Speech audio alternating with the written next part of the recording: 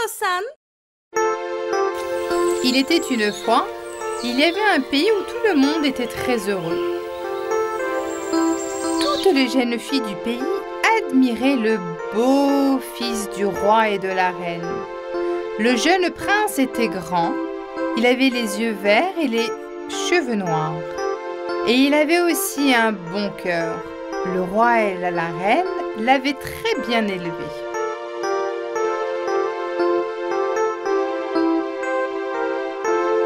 Le prince était devenu un jeune homme qui savait monter à cheval et manier l'épée. Il était un lecteur passionné et un excellent joueur de piano.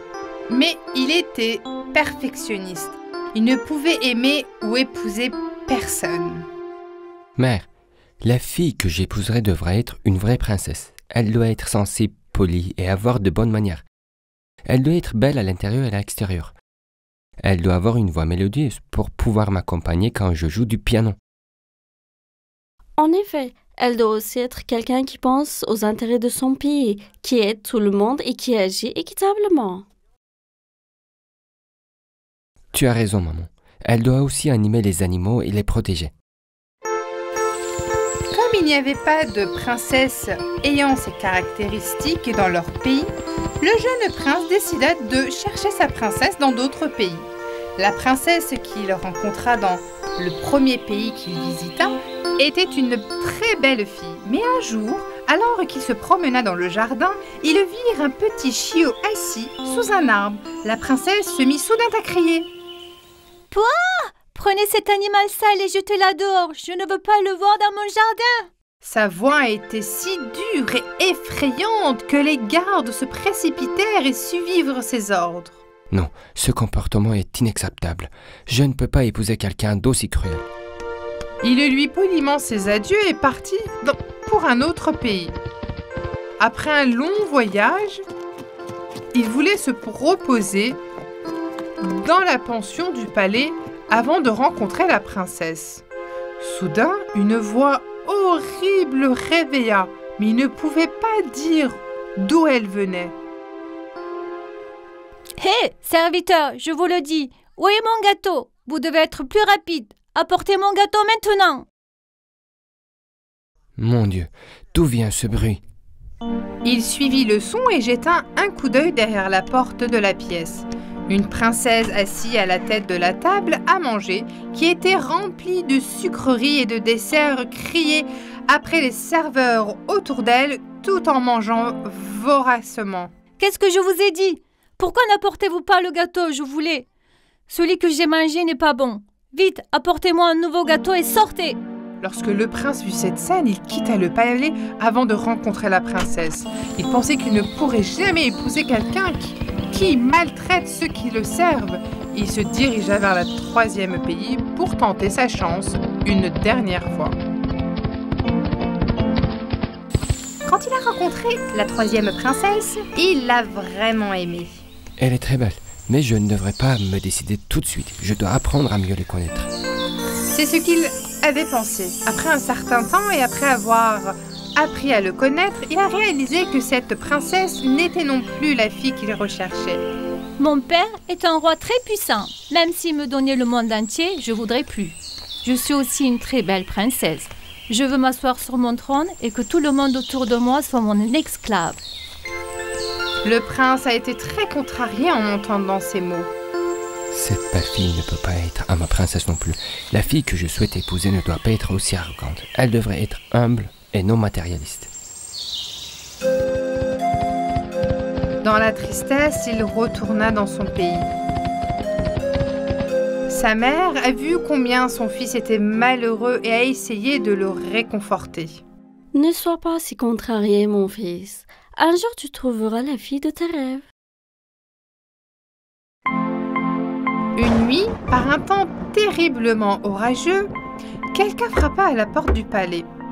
Le majordome qui ouvrit la porte fut très surpris de voir une si belle fille dans cette tempête. Bonjour, je suis la princesse du pays voisin, et voici mon serviteur. La roue de notre calèche s'est cassée. Pouvons-nous être vos invités et pouvons-nous garder nos chevaux en sécurité jusqu'à ce que nos calèches soient réparées ? Ils ont immédiatement fait un rapport au roi. Bien sûr, le roi accepta de le recevoir, compte tenu des conditions météorologiques difficiles.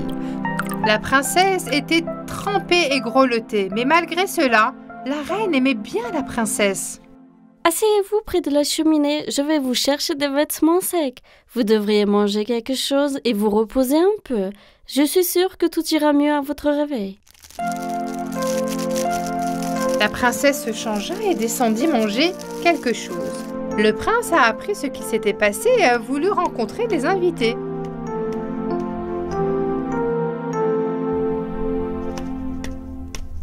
Il est regrettable que vous ayez dû endurer de telles circonstances. Mettez-vous à l'aise, vous pouvez rester ici aussi longtemps que vous le souhaitez.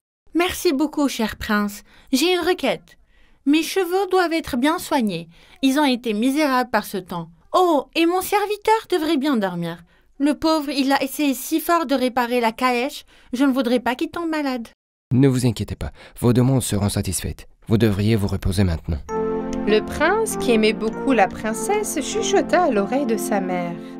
Mère, pourrait-elle être la princesse que nous attendions? Je me demande si les choses qu'elle nous a dites sont vraies.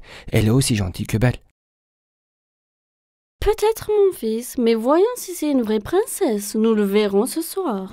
La reine conçut rapidement un plan et elle fit mettre 7 matelas les uns sur les autres où la princesse devait dormir. Et ils mirent un petit poids au fond des matelas. Oui, votre chambre est prête, princesse. Vous pouvez vous reposer maintenant. Merci beaucoup, Votre Altesse. Bonne nuit.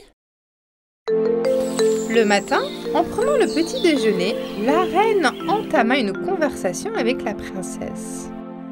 Bonjour, princesse. Avez-vous bien dormi? Bien que le lit semblait confortable, j'avais l'impression d'avoir un énorme rocher sous le dos. Malheureusement, je n'ai pas pu dormir du tout.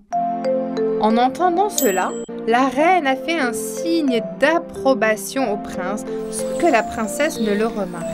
Après le petit déjeuner, le prince et la princesse sont allés se promener dans le jardin. La princesse lui parla de son pays et de sa famille. Elle avait de merveilleux projets pour son pays. En se promenant dans le jardin, ils virent un chaton.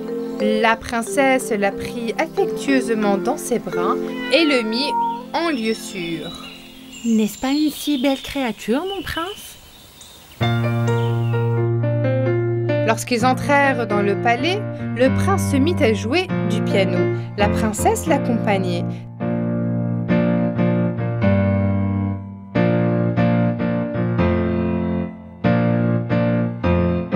Sa voix était si mélodieuse que tout le monde dans le palais l'écoutait avec admiration.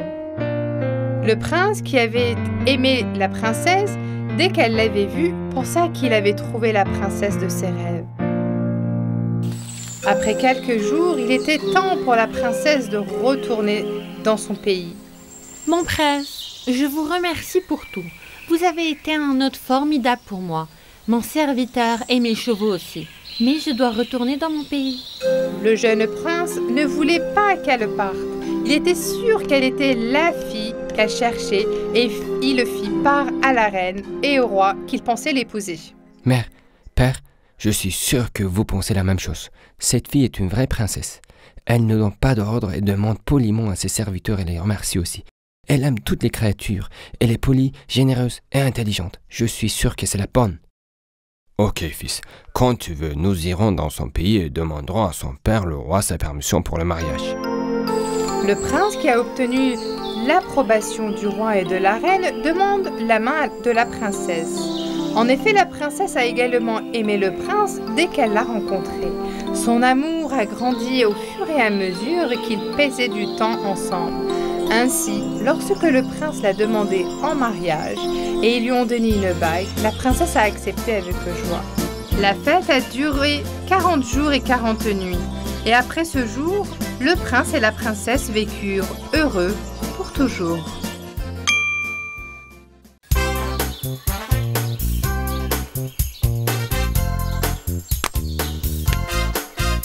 Il était une fois, loin de la ville, Mère Chèvre et ses 7 chevaux qui vivaient heureux dans une ferme dans la forêt. La division du travail dans la ferme se déroulait sans heurts. Tout le monde faisait sa part de bon gré. Bien sûr, après tout ce travail acharné, des vacances étaient bien méritées. Mère Chèvre avait hâte de partir en vacances avec ses chevreaux. Les petites chèvres rêvaient de leurs vacances. Juste à ce moment-là, la porte s'est ouverte. C'était Mère Chèvre. Elle a ouvert son sac pendant que les petites chèvres curieuses regardaient. Elle a sorti une grande enveloppe. J'ai eu nos vacances ici, mes petits. Elle ouvra l'enveloppe. Il y avait 8 tickets. Où allons-nous, maman? Pas un seul, mais plusieurs endroits. Nous allons sur un bateau. Les petites chèvres n'en croyaient pas leurs oreilles et se mirent à danser joyeusement.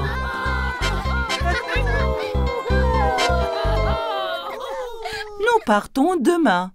Tout le monde prépare ses propres bagages. Nous devrions nous coucher tôt ce soir. Ils arrivèrent au port. Le navire était beaucoup plus grand que ce qu'ils avaient imaginé.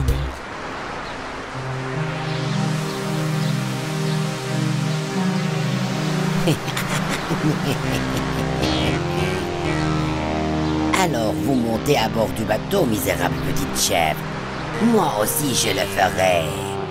On verra ce que vous ferez quand vous n'aurez plus d'endroit où vous cacher.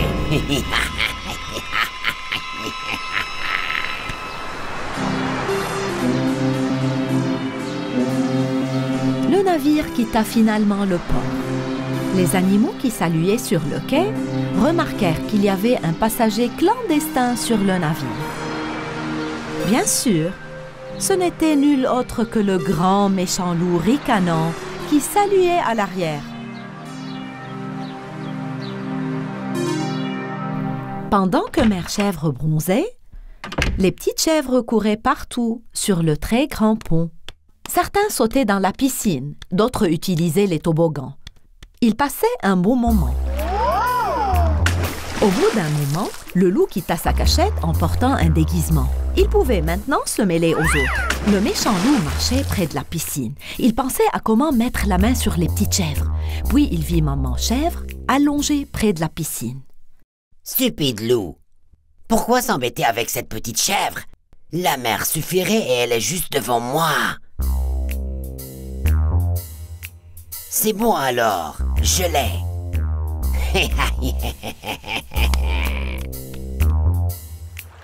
Quelques minutes plus tard, une voix retentit dans les haut-parleurs du navire. Cette voix était en fait très familière. Madame Mère Chèvre, Madame Mère Chèvre, vous êtes entendue aux toilettes. Pas ça, non pas ça. Vous êtes attendue au magasin du navire immédiatement.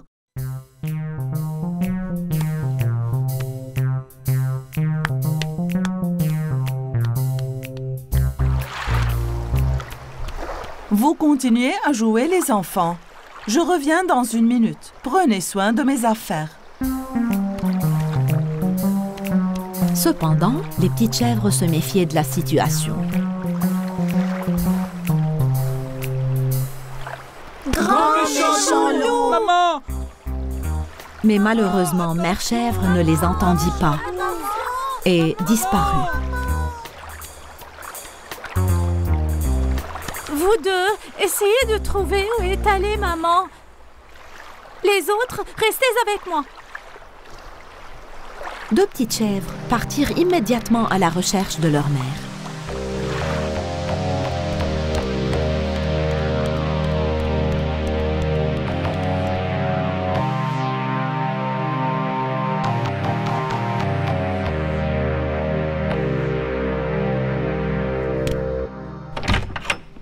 Maintenant, tu es condamné. Le méchant loup captura une des petites chèvres, mais l'autre était très rapide et réussit à s'échapper. Son cœur battait vite dans sa poitrine à cause de la peur.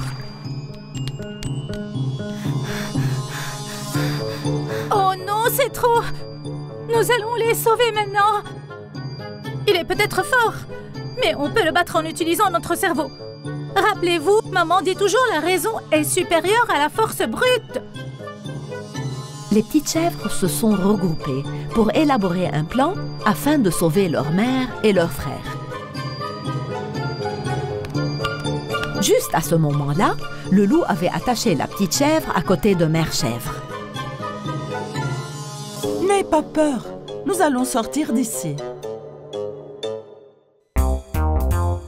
Les petites chèvres avaient l'intention de sauver Mère Chèvre et leur frère aussi, avant l'heure du dîner. Ils se rendirent immédiatement au magasin du bateau.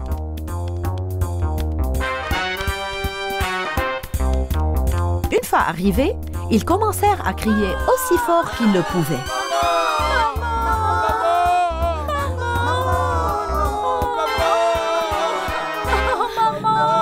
Peu après, le loup sortit pour voir ce qui se passait.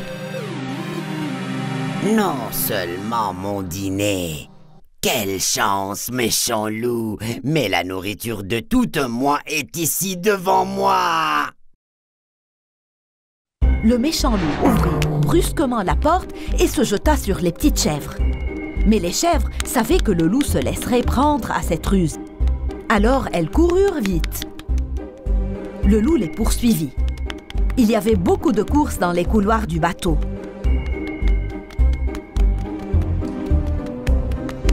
Les petites chèvres dérapèrent pour s'arrêter devant une porte entr'ouverte et entrèrent. Le loup fit de même. Mais à sa grande surprise, le loup trouva de nombreux enfants courant vers lui et ferma la porte derrière lui. Le loup se rendit alors compte que les petites chèvres l'avaient trompé. Les enfants se jetèrent sur le loup.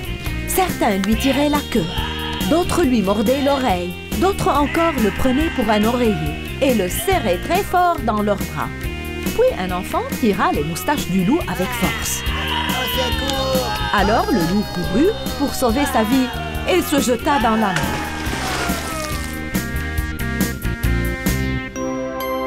La raison a prouvé une fois de plus qu'elle était supérieure à la force brute.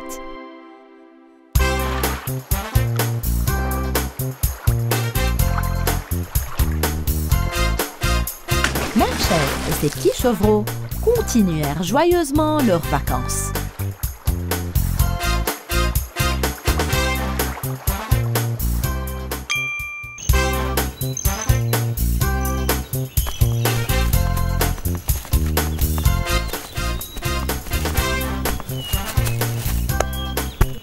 Il était une fois 7 petites chèvres qui vivaient heureux et paisiblement avec leur mère dans une petite ville.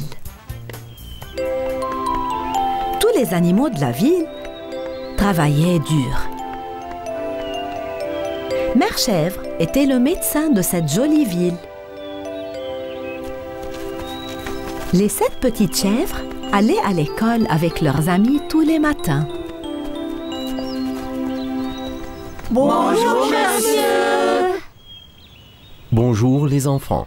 Vous devez m'écouter bien maintenant. Je vais lire les résultats des auditions sans plus tarder, c'est clair? Les sélections ont été faites. Les 7 petites chèvres ont été choisies parce qu'elles étaient très impatientes d'entrer et qu'elles avaient fait des recherches sur le scoutisme.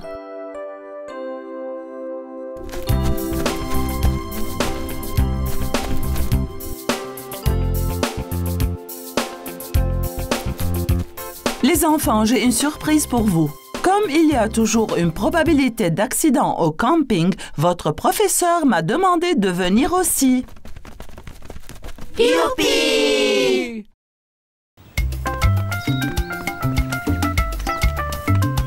Ils atteignirent l'aire du camping après une heure de marche.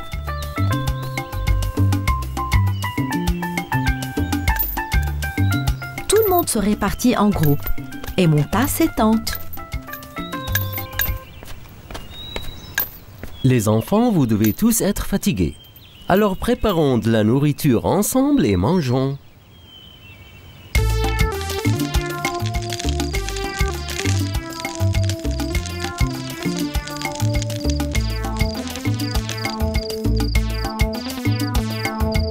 monde était si fatigué que, dès qu'ils eurent fini leur repas, ils rentrèrent dans leur tente et s'endormirent.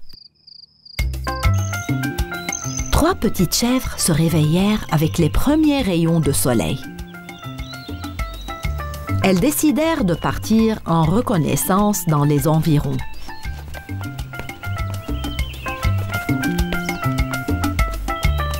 J'ai vu de très beaux arbres fruitiers en venant ici. Je pense que nous pouvons cueillir quelques fruits pour le petit déjeuner, d'accord?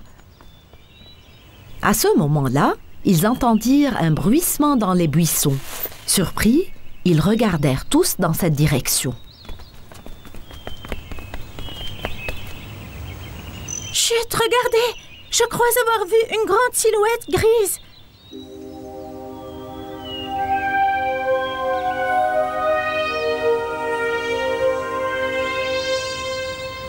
Écoutez, nous pouvons l'avertir en lançant les fruits. C'est une bonne idée, non? La gazelle se rendit compte que quelque chose n'allait pas.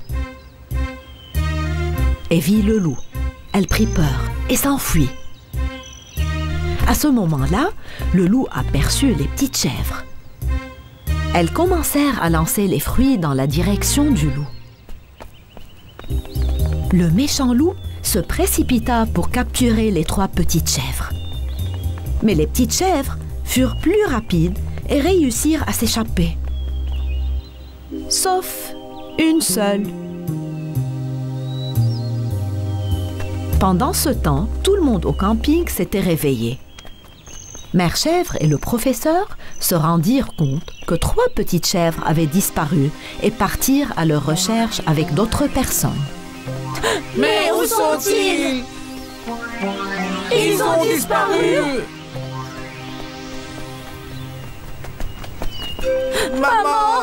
Maman! Monsieur le professeur!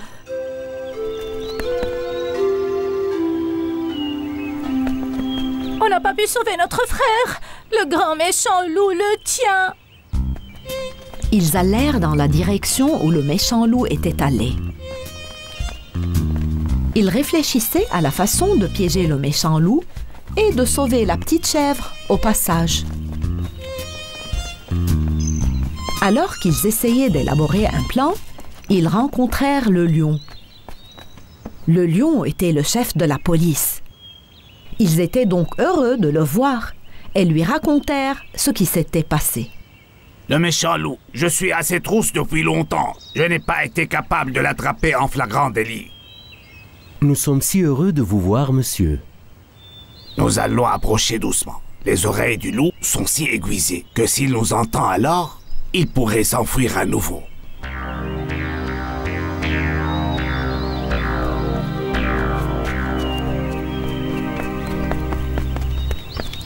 Nous sommes si proches, je peux entendre sa voix. Ah, mon bébé, doit avoir si peur.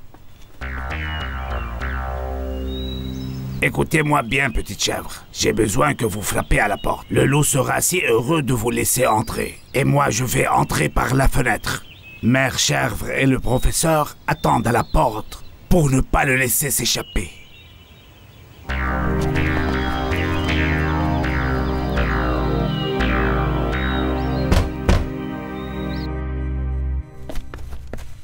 Qui est-ce?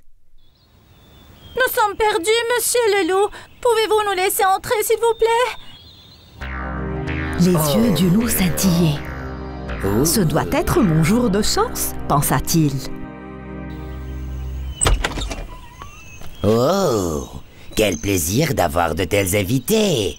Venez à l'intérieur, n'ayez pas peur. Vous voyez, votre frère est là, lui aussi. Les petites chèvres se dirigèrent vers la pièce. À ce moment-là, le lion les observait par la fenêtre et attendait la bonne occasion. Le loup avait un sourire mauvais sur son visage et il bavait partout sur le sol.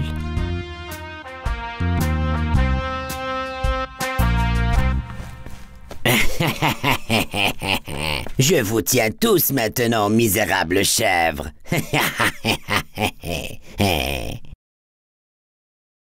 Mère Chèvre et le professeur frappèrent à la porte au signal du lion.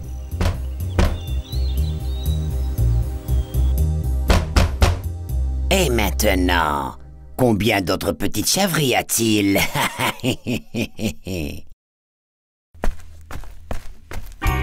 Au moment où le loup allait ouvrir la porte, le lion se jeta sur lui. Le loup réussit à échapper à sa prise. Je te cherche depuis un moment. Méchant loup, viens ici. Ce n'est pas juste.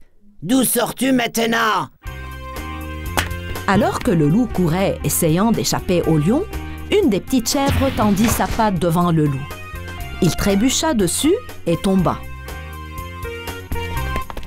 D'un seul coup, les petites chèvres attaquèrent le loup. Certaines lui tiraient la queue. D'autres lui mordaient les oreilles et le nez. Le lion enleva le loup aux petites chèvres. Il le maîtrisa et l'enferma dans la cage.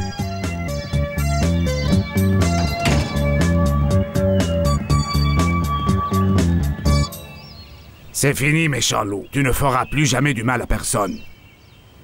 Merci beaucoup. Vous avez sauvé mes petits-enfants. Pas de rien. Remerciez ces enfants, madame. Ils sont intelligents et très courageux. Sans compter qu'ils forment une bonne équipe. Le lion s'en alla avec le loup.